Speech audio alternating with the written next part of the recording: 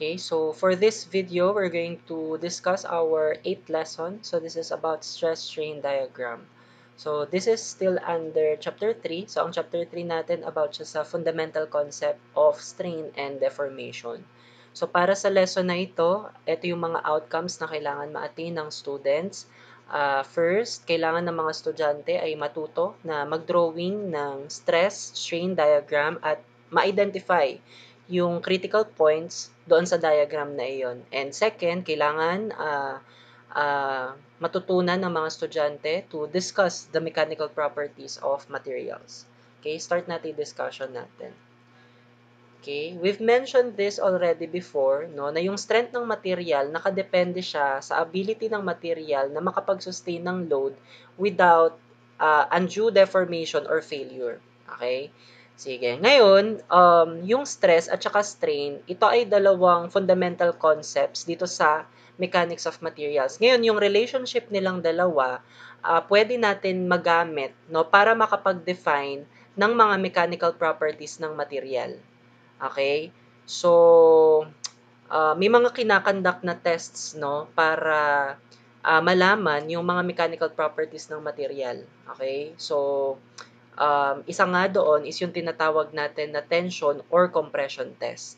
No, so dito sa tension or compression test na ito, no, yung nakukuha natin dito actually is yung normal stress at saka yung normal strain. Ngayon, yung relationship nilang dalawa, again, pwede natin magamit para makapag-define ng mga properties ng iba't ibang types ng materials natin such as metals, ceramics, polymers, and composites. Sige, so pag-usapan natin ngayon yung tension test na ginagawa, no? So, ang tension test, gumagamit yan, of course, ng equipment. So, let's say, ito yung equipment na ginagamit natin, no? So, what we do here, dito sa equipment na to, dito inilalagay yung material or yung specimen. Okay? So, ang ginagawa ngayon dito, ina-applyan ito ng force. So, ang ina-apply na force dito, since ito ay tension test, tensile force. Okay? So, ang ginagawa ni tensile force or gagawin ni tensile force, yan ay i-stretch niya, no, yung material na inilagay mo dito. So, kapag ini-stretch siya nung tensile force nga, so ang mangyayari dun sa material, mag-elongate siya. Tama? So, ang mga ginagawa dito or yung mga nire-record natin dito sa test na ito, no, yung ina-apply na force. So, yung force kasi na ina-apply dito, of course, magi-start yan sa, let's say, sa 0. And then, gradually, ini-increase yung force na ina-apply dun sa material. And kada increase dun sa force dun sa material, 'di ba nagbabago din yung ano niya, yung elongation niya, no? So habang itinataas mo yung ina-apply na force, so nagiging malaki din yung elongation, no? So yun yung mga nire-record, no, yung ina-apply na force at saka yung nagiging elongation niya or yung deformation niya na delta. Okay, ngayon mula dun sa mga ni-record na force P, tas yung corresponding na elongation, pwede actually ma-compute, no, yung normal stress at saka yung normal strain. Yung normal stress ay denoted by sigma. So, pwede siyang ma-compute yung force lang over ano lang yan, over the area. No, yung ginagamit na area dito is the original area. Okay, ang tawag dito ay nominal or engineering stress. And then, yung normal strain naman na epsilon, paano yan mako-compute? So, yung mga ni-record na elongation or deformation na delta, no, dinidivide lang yan sa original length or L sub O. So, ito tinatawag din ito na nominal or engineering strain. Okay. Ngayon, yung mga na-compute na sigma at epsilon, okay, yun yung stress at saka yung strain, yun ngayon ay pinaplat dito sa tinatawag nating stress strain diagram. So, paano siya pinaplat? So, yung nandito sa x-axis, no, is yung epsilon or yung strain natin. Okay, tapos yung nandito naman sa y-axis is yung stress or yung sigma. So, yun lang, ipaplat lang dito, no, yung mga nakuha na stress versus strain. No, so kapag na-plot yung mga points, no, base dun nga sa mga na-record na data or na-compute na data, no, i-ano lang yun, tawag dito, i-connecta mo lang yung mga points na yon hanggang sa ma-form itong diagram na ito or itong curves na ito. Okay, so again, yung mabubuo na curve na yan, ang tawag dyan ay stress-strain diagram. So this is um, called conventional stress-strain diagram ito. Okay? Ngayon, itong ano, kung makikita mo, no, merong another curve dito na medyo umangat dun sa conventional stress-strain diagram. Ang tawag naman dito ay true stress-strain diagram. Okay? Pero ang pag-uusapan muna natin ngayon is itong conventional. Again, yung conventional is ito, yung mula dyan, yan. Tapos ito, yung medyo nakababa lang na curve. Okay? Yan ang ating conventional stress-strain diagram. Okay, pag-usapan natin ngayon yan. Okay, pag-usapan natin yung mga regions, okay, at saka yung mga points, no, or critical points dito sa stress strain diagram na ito. Okay. So, ngayon ang scenario dito, no, of course, yun nga yung material or yung body na inilagay doon sa equipment ng tension test natin. Of course, magsisimula yun sa zero.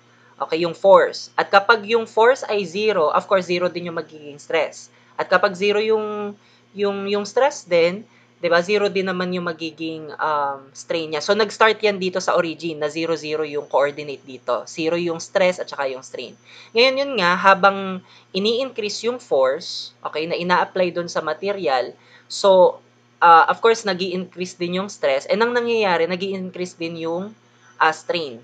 Okay, so ngayon magkakaroon ng linear na relationship yung stress at strain no up to this point. So ibig sabihin, mula dito sa zero hanggang dito sa point na ito, okay, straight line or proportional or linear, okay, yung relationship ni stress at strain. Okay? Ngayon, yung upper point or upper limit dito sa straight line na ito, okay, ang tawag dito ay proportional limit. Okay? Ngayon, kapag na-reach yung proportional limit na yan or lumampas dyan sa point na yan, mapapansin mo na hindi na siya straight line dito, no, sa portion na ito. So medyo nag-curve na siya. Okay, hanggang sa makarating siya dito sa point na ito. Okay, so zoom lang natin. Itong point na ito ngayon, ang tawag diyan ay elastic limit.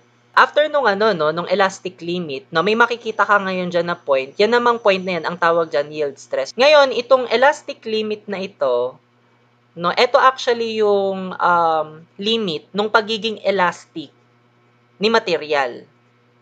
Okay, kaya nga siya elastic limit. When you say elastic, okay, ito i-explain ko na din before. No, kapag ang isang material ay elastic, ibig sabihin nun, kapag in-applyan mo siya ng load, yes, made-deform siya. Pero kapag tinanggal mo yung load, no, makakabalik pa sa dating size at shape niya yung material. So, kumbaga, pwedeng matanggal pa yung deformation sa kanya. No, yun ay true hanggang dun sa elastic limit. Okay? Ngayon, actually, yung next na point after elastic limit is yung tinatawag nating yield stress. Okay? So, mamaya ko i-explain yung yield stress, no? Pero banggitin ko lang dito na yung tatlong points kasi na yan, yung proportional limit, yung elastic limit, at saka yield stress, no? Almost magkakalapit lang yung mga yan. No? So, sa discussion natin na ito, kumbaga, we will assume na yung proportional limit, yung elastic limit, at saka yield stress, they all coincide. Okay, unless otherwise stated. Okay? So, sa madaling sabi, yung pagiging elastic ni material, no, pwedeng siya ay hanggang sa proportional limit, or hanggang elastic limit, or hanggang dun sa yield stress. No, so, hanggang doon siya elastic. So, again, ano ibig sabihin ng elastic? No, so, yung deformation niya, hindi pa permanent. Okay, pwede pang makabalik yung material sa original shape and size niya kapag in-unload or tinanggal yung load. Okay? Yan yung mga unang points natin at unang region, which is yung elastic region nga, no? Sige. So, mag-proceed tayo ngayon. Ngayon, kapag ano na, nasa yield stress na ito, no, meron ka mapapansin dito. No, mula dito sa point na to, no, nag-start dito na magkaroon ng portion dito sa diagram na ito na merong parang horizontal line. So, itong portion na ito, okay, na nag-horizontal siya, ano bang interpretation niyan? No, ibig sabihin nito, di ba hindi na nagbabago yung stress dito? So, ibig sabihin, hindi na siya umaangat yung stress. Pero, nagkakaroon pa rin siya ng pagbabago dun sa epsilon. Tama? So, anong interpretation nun? Ang interpretation nun, no, kapag nandito na siya sa yield stress or yield point, okay, ibig sabihin nun, kahit na wala ng stress na ina-apply sa kanya, nagko-continue pa rin siya na mag-deform or magkaroon ng strain. No? So, itong ano ngayon na ito, itong region na ito, na nangyayari yon, okay, ang tawag dyan ay yielding. So, ibig sabihin yan, again, nag-yield yung material mo. No? Nagde-deform siya, nagkakaroon siya ng strain, kahit na hindi na ina-applyan ng stress or ng force. Okay, parang kusa na siya na nagde-deform. No? So, again, yung region na yun, ang tawag doon ay yielding. Okay, yung yield stress niyan, tinatawag din yan yield point or yield strength. Okay? So, in this case, no, kapag nag-start ng mag-yield yung material, ibig sabihin nun, pumapasok na siya dun sa plastic region ng material. Or nag-i-start ng mag-behave yung material ng plastic. So, ano ibig sabihin ng plastic na material? Ibig sabihin nun, yung deformation niya permanent na. No, na kapag in-unload mo yung material, no, hindi na siya makakabalik sa original shape and size niya. So again, dito sa yielding, dito nag-i-start na maging permanent yung deformation na nangyayari kay material. Okay? Sige. So, kapag nandito siya sa state na to, no, tinatawag din yung material or the material is referred to as being perfectly plastic, no, kapag nasa yielding. Okay? Sige. Ngayon, after niyang mag-yield, no, mapapansin mo dito na dito sa graph natin, umincrease ulit siya, no, or umangat ulit yung curve niya. Okay? So, once na mangyari yan, ibig sabihin nun, pumasok na siya dun sa strain hardening. Okay? So, dito sa strain hardening, from the term itself, na ibig sabihin nito, tumitigas na yung deformation na nangyari. No, nang nangyayari ngayon dito, no, pwede mo nang i-increase yung stress ulit, tas ang nangyayari, yun nga, nag-i-increase din yung ano niya, yung strain niya. Okay? And it will come to a point na ma-reach yung highest ordinate or maximum point, no, dito sa curve na ito. So, itong maximum point na ito, ang tawag dyan ay ultimate stress or ultimate strength. Okay, ngayon, after ma-reach itong ultimate stress na ito, no, bababa ulit yung curve. Okay, so bababa ulit yung curve. So once na mag-start ng bumaba yung curve, ibig sabihin nun, yung material natin nasa necking stage na. Na-explain ko later on yung necking stage, no? Ngayon, yun nga, pababa na yung curve dito. And as you can see, dito sa may last point na ito, okay, ang tawag ngayon dito sa point na to ay fracture stress. Ano ba yung fracture stress? Okay, yan ngayon yung stress na kung saan nag-fail yung material. No? Pero i-explain ko muna yung necking. So again, yung necking, nangyayari siya after ma-reach yung highest point dun sa curve. Okay? So yung necking na yan, ang nangyayari dito ganito. Mula dito sa may origin, no, let's say, hanggang dito sa may ultimate stress, kapag in-applyan ng force yung material, no, inano siya, tinension siya, no, actually mag-e-elongate to, no, mag-e-elongate siya, but at the same time, ang mangyayari naman dun sa kanyang cross-section, ninipis, liliit. So again, hanggang dito kay ultimate stress, yung cross-section niya na yan, no, yung pagnipis niya, uniform. No, pero after ngang ma-reach yung ultimate stress na yan, so ang nangyayari ngayon, no, nagkakaroon ng localized region, okay, dun sa material na nagkakaroon ng ganito, na hindi na uniform yung nagiging decrease dun sa cross-section. So, nagkakaroon na ng portion sa cross-section na dito, mas maliit na yung nagiging cross-section niya. No, kaysa dito sa part na to, kaysa dito sa part na to.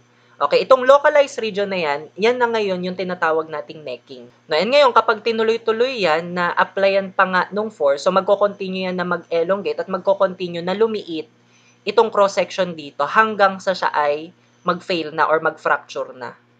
Okay, so yung stress ngayon, no, at this point na nag-fracture na siya or nag-fail na siya, again, yun yung fracture stress. Okay? Sige. So yan actually yung mga important points, no, dito sa stress strain diagram, yung proportional limit, elastic limit, yield stress, yung ultimate stress, at saka yung fracture stress. Ngayon, dito sa stress strain diagram na to, meron kang mapapansin niya dito, which is itong curve na ito. Okay? So, ito yung, kumbaga, umangat to, no, compared dun sa conventional na stress strain diagram. So, actually, ang tawag dyan sa curve na yan, mula dito sa origin, no, tas tuloy-tuloy dito sa mas mataas na curve, Okay, ang tawag dyan ay true stress strain diagram. Okay, ito namang medyo nasa baba, ang tawag dyan ay conventional na stress strain diagram. Ano yung pagkakaiba nila ngayon? Okay, ganito ang nangyari dito. Nung pinlat natin si stress at saka si strain, dito kay conventional na stress strain diagram, di ba ang ginamit natin kay stress is P over A sub O. Wherein yung A sub O dito, ito yung original area. Okay, tapos yung kay epsilon naman or kay strain, ang ginamit natin dito na length is yung original length. Pero 'di ba, as I've mentioned kanina, 'di ba yung material mo, kung yan ay ini-stretch, okay? Or ina-apply ng tensile force, so ang mangyayari, mag-elongate itong material. So, kapag nag-elongate siya, 'di ba ang mangyayari, ninipis yung cross-section or liliit yung cross-section. Okay? So, kung lumiliit yung cross-section at yun yung gagamitin mo dito, no, instead na original area, no, ano ba yung mangyayari dun sa sigma? No, since yung area ay nasa denominator, so kung maliit yung value nito, ibig sabihin, tataas yung value nung computed sigma or stress. So, yun yung nangyayari dito. Kaya medyo umangat siya dito. Okay? So, hanggang sa makarating siya dito sa, sa fracture stress. Okay? So, dito, so, dahil sobrang liit na nung magiging area dito, take note ha, itong fracture stress na to, yan yung yung may nangyayari na necking. Eh, di ba dun sa necking, grabe na yung doon, yung pag-decrease talaga dun sa area. Kaya, umaangat yan ng ganyan, yung true fracture stress niya. Okay? Sige. But again, no, yung ginagamit actually natin, even in the design, is yung conventional. Itong nasa babang portion. Okay? Sige. Ito, banggitin lang din natin ito, no, na most engineering design, no, is done so that the material supports a stress within the elastic range. So, ang usual, okay, na ginagawang basehan sa pagde-design, okay, is hanggang elastic range lang nung material. No, anong dahilan doon? Ang dahilan doon is para mailayo, okay, yung designed stress, okay, dun sa ultimate stress or dun sa fracture stress. So, kung imaginein mo, kung ang gagamitin mo lang kasi na stress dun sa design is yung proportional, yung yield limit, or yung yield stress, no? So, magiging malayo siya mula dun sa mga failure stress. Which in that case, no, mas ma-assure, kumbaga, yung safety. Okay, nung dinesign mo na iyon. Ngayon, yung pinag-uusapan natin before na working stress or allowable stress, paano ba natin yun kino-compute in real life nga, no? So, galing dun sa stress strain diagram natin, no? So, minention ko nga kanina na most of the engineering design, dinedesign lang siya within the elastic range. No? So, ang ginagamit dapat doon, okay, is yung kung hanggang saan lang siya elastic. No? Ngayon, minention din natin kanina na yung tatlong points, yung proportional limit, yung yield stress, at saka yung elastic limit, no, kung hindi i-state, no, na magkakaiba sila ng point, no, dahil nga lapit-lapit lang yung tatlong point na yon, ina-idealize na natin na nagko-coincide silang tatlo. Okay? Pero alin dun sa tatlo na yun yung gagamitin mo, yun nga, kung yung design ay within elastic range. So, ang usual na ginagamit dun sa tatlo na yun is yung yield, stress. Okay? So, ang ginagawa, no, to compute the allowable stress, yung yield stress, okay, dinidivide lang by a factor of safety. Okay, another way, kung hindi ma-determine accurately yung yield stress, actually, pwede rin gamitin yung ultimate stress. Kasi yung ultimate stress, kung titingnan mo sa stress strain diagram, madali siyang i-determine. Kasi yun lang yung highest point dun sa curve. Tama? So, kung yun yung gagamitin, again, yun nga, gumagamit din tayo ng factor of safety. So, of course, magkaiba yung factor of safety na gagamitin mo kung yield stress yung gagamitin mo, and iba din kung ultimate stress yung gagamitin mo. No, so definitely, mas malaki yung factor of safety kapag ang gagamitin mo yung ultimate stress.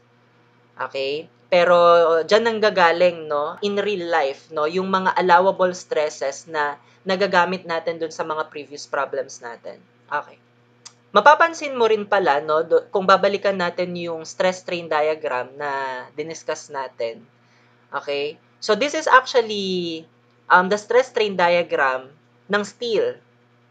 Okay? And may mapapansin ka dito na kung ikukumpara mo yung elastic region niya dun sa kanyang plastic region. Okay, yung plastic region, nag-start yan sa yielding hanggang dun sa necking, ha? So, mapapansin mo na ang laki ng plastic region niya compare dun sa elastic region. Tama? So, yung tawag sa mga ganyang material na napakalaki ng kanyang plastic region compare dun sa elastic region niya, ang tawag dyan ay ductile na material. Okay? On the other hand, kapag naman maliit, no, yung plastic region, okay, ang tawag naman doon ay brittle material. Okay, balik tayo dito. Sige, so ductile material yun ha. So yan ay material that can be subjected to large strain. Yun kasi yung ano nun interpretation nun. Kung malaki yung plastic region niya, ibig sabihin, malaki yung portion ni material, no, or stage ni material na magde-deform muna siya or magde-deform muna siya ng malaki. Ibig sabihin na magkakaroon muna siya ng large strain before siya mag-fail or mag-fracture.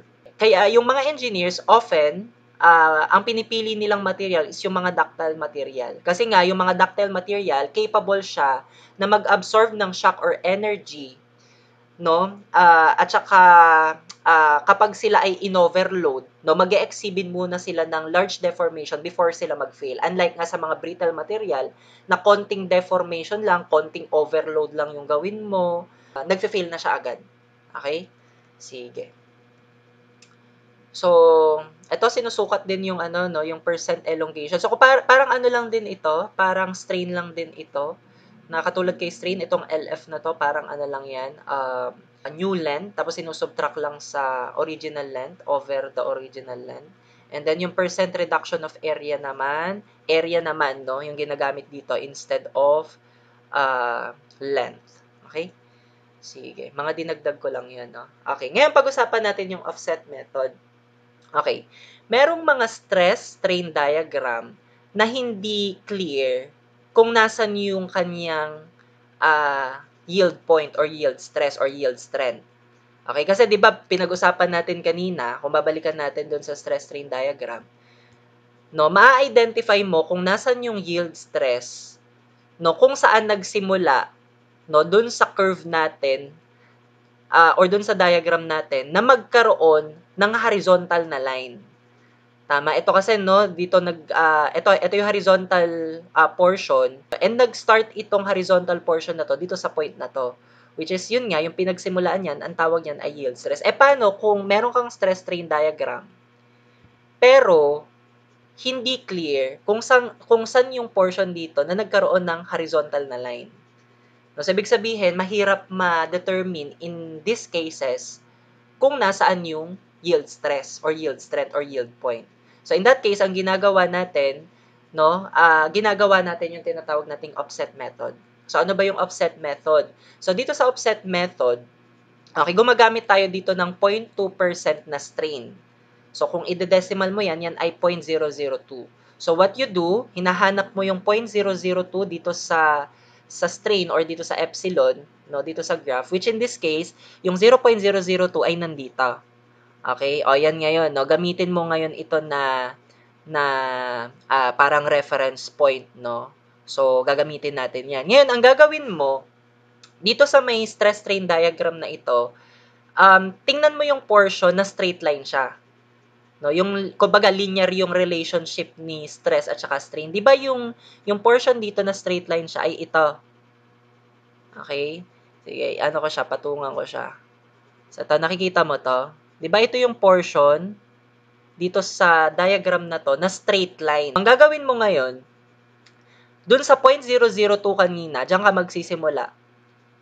Okay? Magdo-drawing ka ngayon ng straight line na kaparallel nito. Okay? So, kapag nag-drawing ka ng straight line na kaparallel nito, starting from 0.002 na strain, so ito yung kakalabasan. Okay? Ngayon, tingnan mo kung saan siya nag-touch dun sa curve. Okay? And then, i-project mo siya papunta dun sa sigma or dun sa stress. Kung saan siya tatapat dito, yan ngayon yung yield strength or yield point or yield stress nitong material na ito. By the way, ito ay stress strain diagram no, ng aluminum alloy. So, ganun din i-determine yung yield strength niya. Kasi nga, again, hindi clear kung saan nag-yield itong diagram na ito. No? So, ang ginagawa natin dito, ginagamitan ng offset method. Lagi naman yan na 0.002 unless stated sa problem. No? Kung ilang percent na strain yung gagamitin mo. Okay?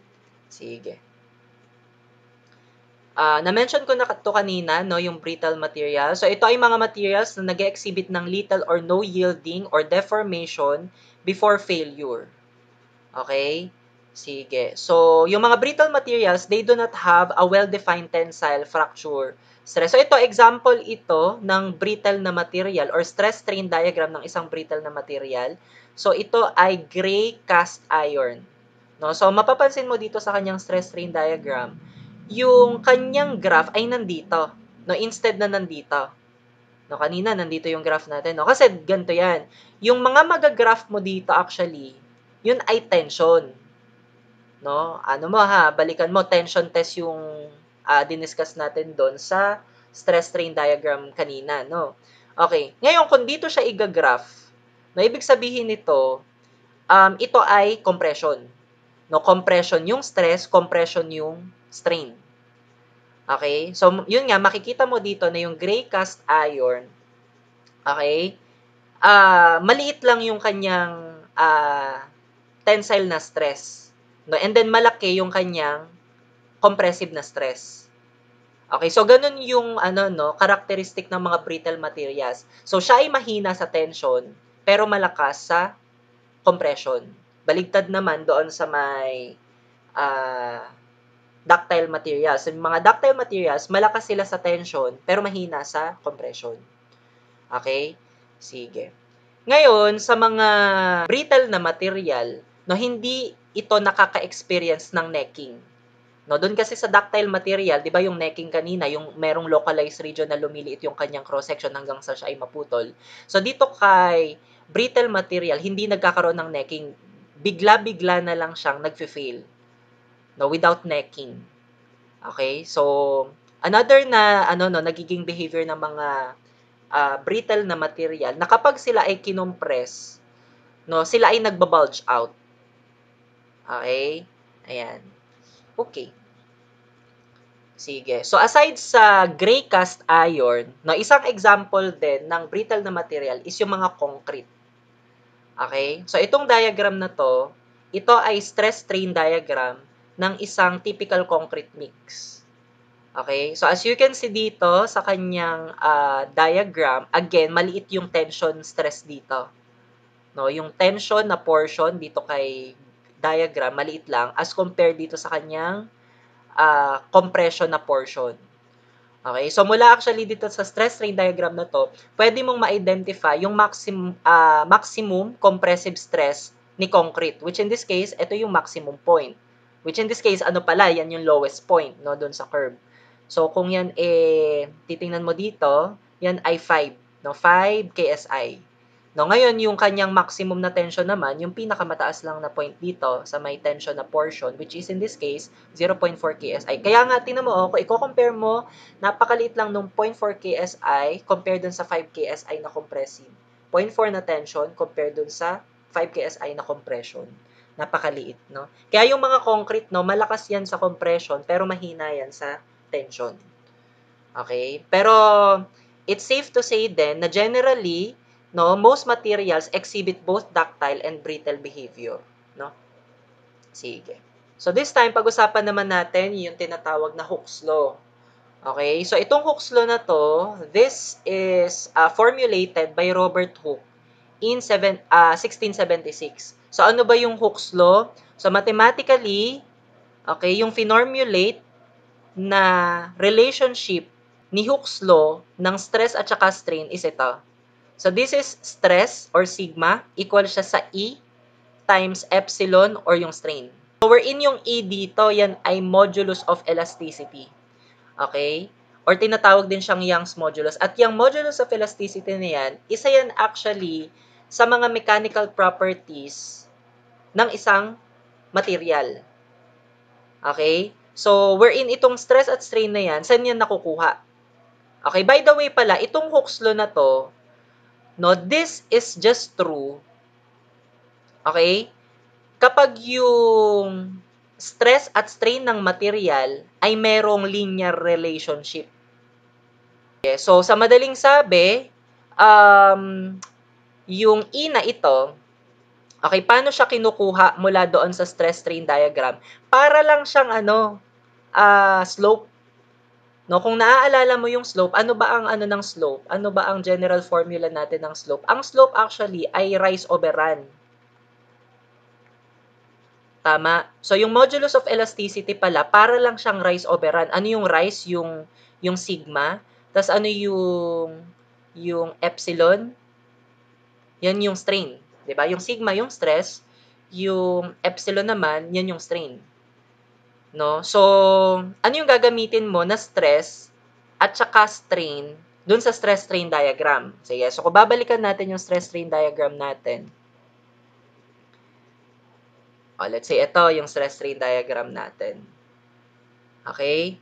So, ang sabi doon kanina, yung Hooke's law, applicable lang siya hanggang dun sa linear relationship ni sigma tsaka ni strain or ni epsilon. So, hanggang saan lang ba may linear relationship? Di ba hanggang proportional limit lang?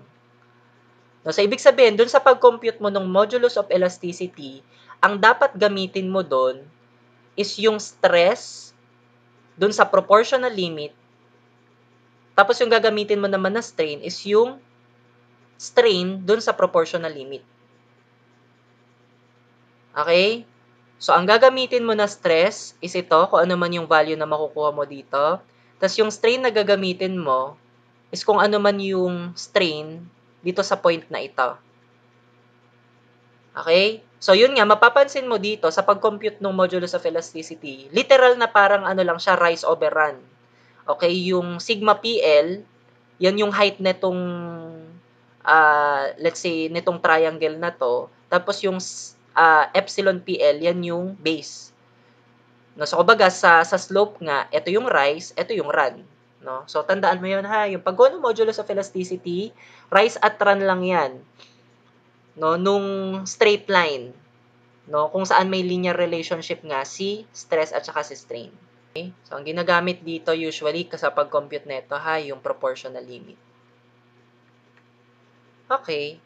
Sige. So, kaya makikita mo dito, no, yung importansya nga ng stress-strain diagram. Kasi in real life, yung mga ginagamit natin na modulus of elasticity na meron ng constant value, galing dun yun, no, sa stress-strain diagram.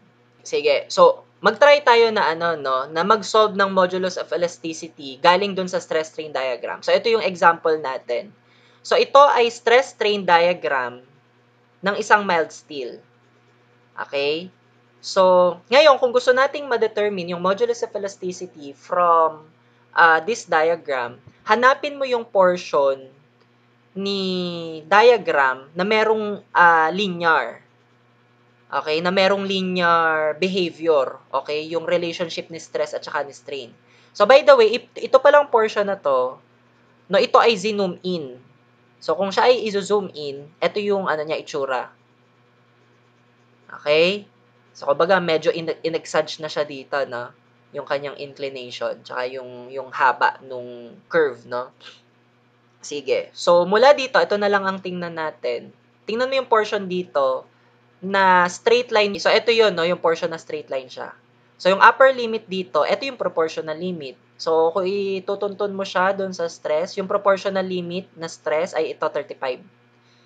Okay, ngayon tingnan mo yung corresponding na strain dito sa proportional limit. Ano yung corresponding na strain niya? Ito, yung epsilon PL na 0.0012. Yan lang actually yung dalawa na yan yung kailangan mo para ma-solve yung modulus of elasticity. It will just be yung sigma PL over yung epsilon PL. Which in this case, 35 yung sigma PL, and then yung epsilon PL naman ay 0.0012. So kapag kinumpute mo yan, yan ay roughly 29,000 KSI, or kapag kinonvert mo into gigapascal, yan ay 200 gigapascal. Ito actually established na tong mga to, na kapag may mga problem na ginagamitan ng modulus of elasticity nga, given na siya. So again, saan nanggagaling yung mga given na yon? Dito siya sa stress strain diagram galing. Okay? Sige. Ngayon, yun nga, yung modulus of elasticity, isa yung material property. Pero ano ba yung ini-indicate ng modulus of elasticity? So, ang ini-indicate niya is yung stiffness ng material. So, yung mga material na mataas yung modulus of elasticity, ibig sabihin nun, very stiff siya. So, ano yung example ng mga very stiff na material? Steel. So, mataas yung kanyang modulus of elasticity, yun nga, yan ay 200 gigapascal or 29,000 KSI.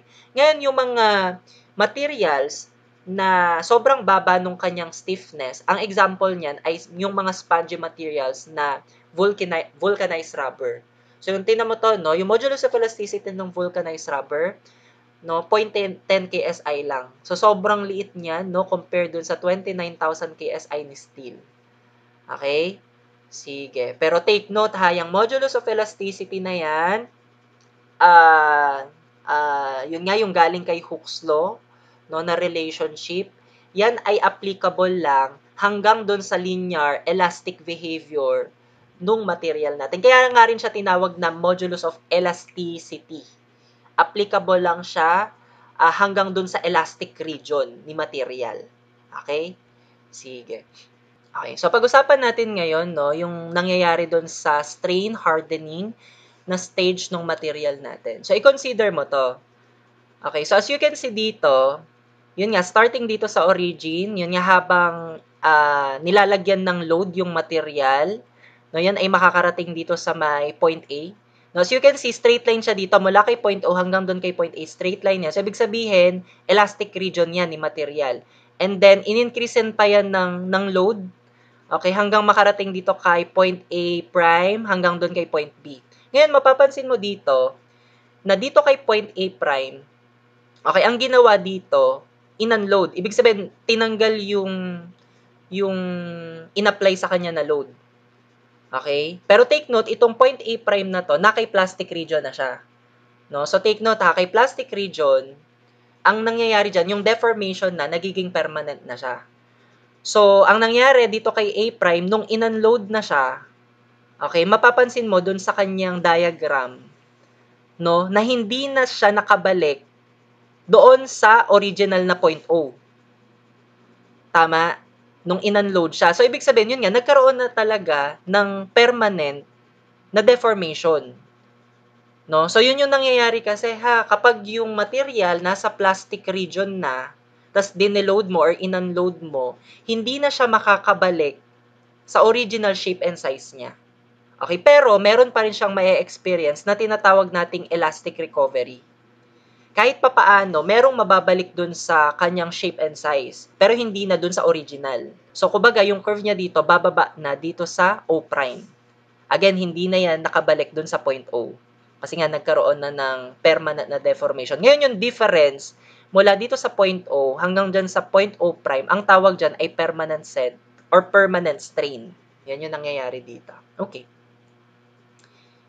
Okay? So, kumbaga dito, no, merong in-example dito, no, na as you can see, yun nga, dito sa point A, elastic yan, yung region na to, hanggang doon sa point O. Tapos dito, ano na siya, naging plastic na siya, hanggang dito sa may point F. Ngayon, dito kay point B, in-unload siya.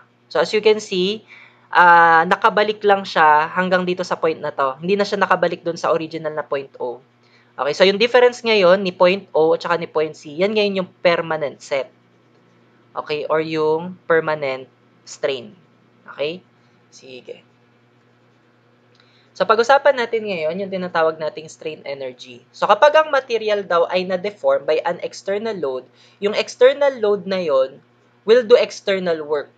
Okay? Which in turn, no, meron siyang ginagawa rin na internal work. Ano yung internal work na ginagawa niya? So, nag-i-store siya ng internal energy dun sa material. Okay, ang tawag dun sa energy na yon ay strain energy. Okay? Ngayon, yung strain energy na yan, it is often convenient na i-specify siya per unit volume. So, ang kinukuha natin or kinocompute natin is yung tinatawag na strain energy density. So, ano ba ang strain energy density? Yan ay denoted by U. Okay, equal yan sa delta U. No, yun ay strain energy over delta V. Yun ay volume ng material. So ito, kino-compute natin ito also by using this formula. Yan ay 1/2 sigma times epsilon lang. Okay. Ngayon, kung yung material natin ay nasa linear elastic behavior niya, ibig sabihin pwede nating i-apply si Hooke's law. Okay? Ngayon, dun sa pag-compute ng strain energy density na within dun sa elastic or linear elastic behavior ng material, no, ang tawag na doon ay elastic strain energy density. Okay? So, kung gagamitin natin yung Hooke's law nga, no, na pwede nating palitan ito, yung epsilon dito, no? So, applying Hooke's law, kung ilalabas natin sa epsilon, yan ay magiging sigma over E. So, kung ipapalit natin tong sigma over E na to, dito sa epsilon na to, ang kakalabasan niya, yung sigma, mamumultiply ko yung sigma, kaya magiging sigma square over E. Tama? Ayan. So, again, yan ay elastic strain energy density. Ngayon, kung ang gagamitin natin na point, no, dun sa stress strain diagram, is yung proportional limit para dun sa kanyang sigma at saka para dun sa kanyang strain. Okay? So, dito sa may formula na ito, no? So, ang kinukuha mo na ngayon, kapag ito mismo yung kinocompute mo, ay modulus of resilience. Okay? So, yung modulus of resilience, yan ay computed, ano lang siya, 1/2 actually ng sigma PL times epsilon PL, or yun nga, pwede rin na kung yung sigma PL lang yung given, tapos may given na modulus of elasticity, ganito mo siya i-compute. Okay, so mapapansin mo rin dito na yung modulus of resilience na yan, okay, area lang siya nitong triangle na to. Wherein itong triangle na to, yan actually yung elastic region ni material. So sa madaling sabi, si modulus of resilience pala, yan ay area lang nung elastic region, no, from the stress strain diagram. Okay, ano lang yan, area ng triangle, 1/2 base times height. Ito oh, di ba, 1/2 base times height. Tama? Okay, so ang modulus of resilience, ang notation niyan ay U sub R. Modulus of resilience. Ngayon, ano ang ini-indicate ng modulus of resilience or ano yung nire-represent niya? Ang nire-represent niya is yung ability ng material na makapag-absorb ng energy without any permanent damage dun sa material. Kasi nga nasa elastic region siya. Eh di ba pag elastic, kumbaga yung deformation hindi permanent. Tama? Okay, ngayon yung modulus of toughness naman, parang katulad to ng modulus of resilience na kinukuha yung area.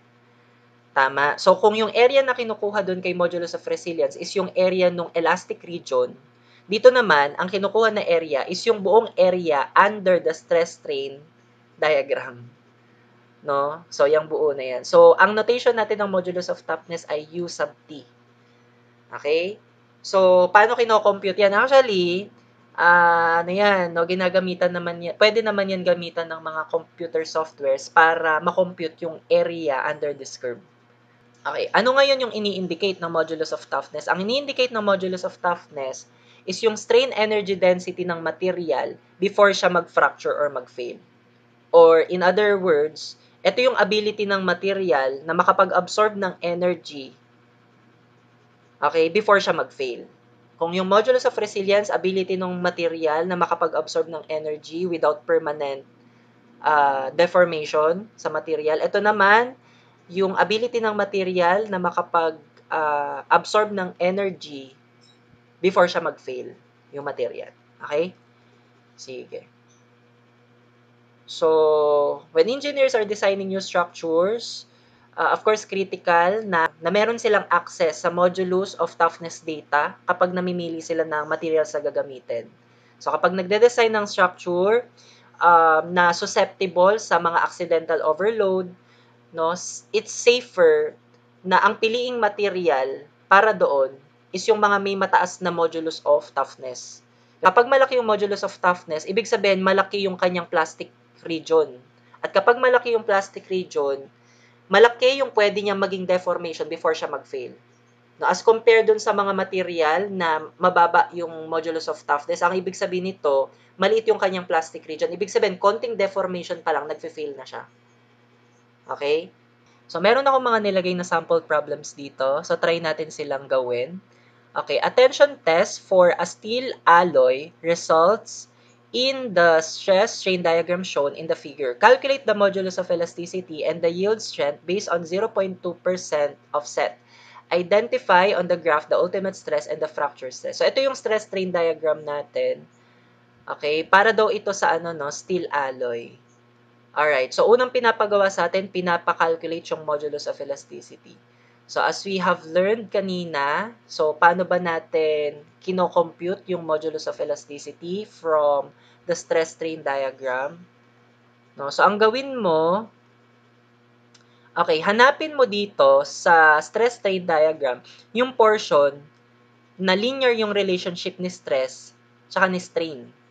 No, so, hanapin mo yung straight line na portion dito. By the way pala ha, itong portion na to,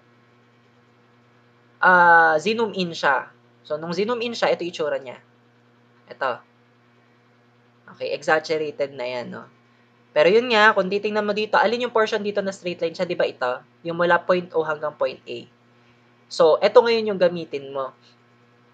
Okay, itong point A na to, actually, mukhang ito yung proportional limit. No? So, yung kanyang sigma PL ay ito. Saan siya tumapat? Kay 50, no? Tapos yung kanyang naman, strain PL, saan ba siya tumapat dito kay strain? Ito yung tingnan mo, yung naka-blue sa baba. Ito, no? 0.0016. Okay. O, yung, di ba, yung modulus of elasticity, it's just the sigma PL over epsilon PL. O, yan lang. Gawin mo lang yan. So, yung ating sigma PL ay 50. Okay. Tapos, yung epsilon PL natin, 0.0016. Okay, so mula dito, yung ating modulus of elasticity, pag pinindot sa calcu, 50 over 0.0016. So, yung lalabas ay 31250. Ngayon, ano ba ang unit ng modulus of elasticity? So, kung titignan mo dito, di ba yung sigma, ang unit niya, ito KSI. Tapos yung epsilon, actually, technically, ito ay unitless. So, kung unitless yung epsilon, tas yung sigma PL, KSI, so, ibig sabihin, yung unit ni modulus of elasticity, KSI din. Tama? Ayan. Ito na yung ating modulus of elasticity. Okay, next. Pinapadetermine dito yung yield strength based on 0.2% offset. So, makita natin dito kay stress strain diagram, walang portion dito, no, na nagkaroon ng parang horizontal na line, doon kay curve, na nagkaroon ng yielding. No? So, in that case, yun nga, ginagamitan natin siya ng offset method para ma-determine yung yield strength. Ito naman binanggit, no? Gamitan daw natin ng 0.2% offset. So, paano ginagawa natin sa 0.2% offset? So, hinahanap mo yung 0.002. Tama, no? Yan yung 2%. Okay, 0.002 dito kay strain. So, hanapin mo siya. So, actually, yung 0.002 ay nandito. So, nandito siya sa point na ito. Okay? Ngayon, ang gagawin mo, dun sa may straight line or straight line na portion dito kay diagram, which is ito yon, gawa ka ng line nakaparallel nito, starting from point 002. So, ito yung parallel line na madodrawing. Okay, at saan siya tumama? Doon kay curve dito sa point na ito. So, itong point A prime na to ngayon, sige, pag pinroject natin doon sa sigma or doon sa stress, so kung saan siya tumapat, which in this case, approximately, so yung ating sigma, YS, so ibig sabihin ito yung yield strength ha, or kahit Y lang yung subscript dito. So, ito yung ating yield strength. So, yan ay 68 KSI. Okay, o, yun na siya. Yung ating yield strength. Okay, ngayon, pinapa-identify din dito yung ultimate stress. Yung ultimate stress, walang problema dyan. Yan lang yung maximum point or highest ordinate dun sa ating stress strain diagram, which is, kapag tinapat mo siya dito kay sigma, approximately yan ay 108. So, ang ating ultimate stress ay 108 KSI.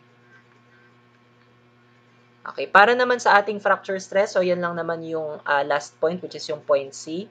So, kapag pinroject mo yan dito sa sigma, okay, ang ating fracture stress or failure stress ay, ilan yan? 90. 90. Okay, KSI.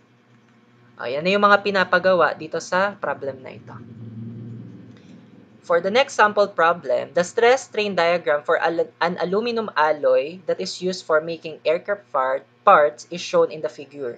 If a specimen of this material is stressed to 600 megapascal, determine the permanent strain that remains in the specimen when the load is released. And also, find the modulus of resilience both before and after the load application. Okay. So, tingnan mo tong ano na to, stress strain diagram. Ito daw ay para sa aluminum alloy. So, starting from the origin, yun nga, in-applyan siya dito ng force. Hanggang dito kay point A, makikita mo straight line siya, no? So, hanggang dyan yung elastic region niya. Okay, ngayon, in-increase pa rin yung load dito. So, nasa plastic region na siya nito, na hanggang makarating dito kay F. Ngayon, dito kay point B, no, makikita mo nga na dineload siya. No? At dahil dineload siya dito, okay, nagkaroon pa siya ng elastic recovery. No? So, nakapunta siya hanggang dito sa C. No? Pero hindi na siya nakabalik dun sa original niya na O. So, ibig sabihin, nagkaroon na ng permanent strain or permanent set. So, ano yung permanent set niya? Yan lang yung difference ni point O at point C. Okay? So, ano yan? Actually, ito na pinangalanan na siya dito. So, yung ating permanent strain or permanent set, yun yung isa sa pinapadetermine, no? Okay, yan yung epsilon OC. Which in this case, ano yung epsilon OC na yan? So, ano ba tong point C? So, kung titingnan mo dito, nasa pagitan siya ng 0.01 tsaka 0.02. So, you can say from the graph na yan ay 0.015. Okay? Ito ay millimeter per millimeter. So, yan na yung ating permanent strain. Okay? Strain, or pwede ring sabihin permanent set, ha? Sige. Ngayon, pinapadetermine din dito yung modulus of resilience both before and after the load application. So, yung initial dito na magiging modulus of resilience, sige, sulat natin. Ang notation natin for modulus of resilience ay U sub R. Tapos, para dun, let's say, sa initial. Okay, recall mo ha, paano natin kinukuha yung modulus of resilience? Yan ay area lang. Tama, area nung elastic region ni material. Okay? So, dun sa initial, na elastic region niya, actually, ito yon yung triangle na to. Okay, alamin mo ngayon yung area niyan. Ano yung area niyan? Yan ay 1/2 ng base times height.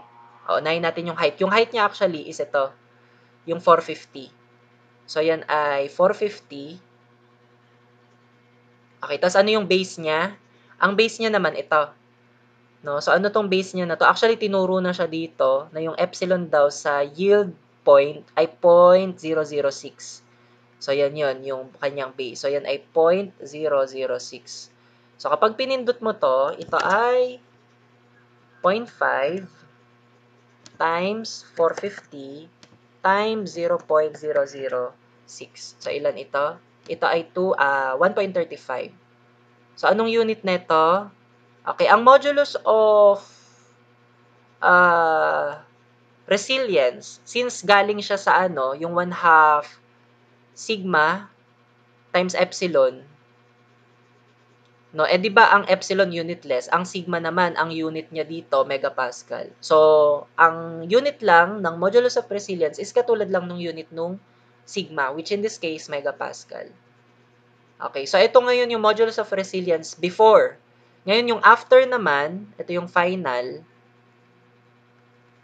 Ang kukunin mo naman ngayon na area dito ay ito. Kasi ito na yung naging panibagong ano niya, elastic region. No, so area lang ito nitong triangle na to. So yan ay 1/2 lang ng base times height. So unahin ko yung height. Yung height niya ngayon ay ito. Which in this case, ito ay 600. Okay, ano ngayon yung base niya? Mula point C hanggang point D. So ano tong distance na to?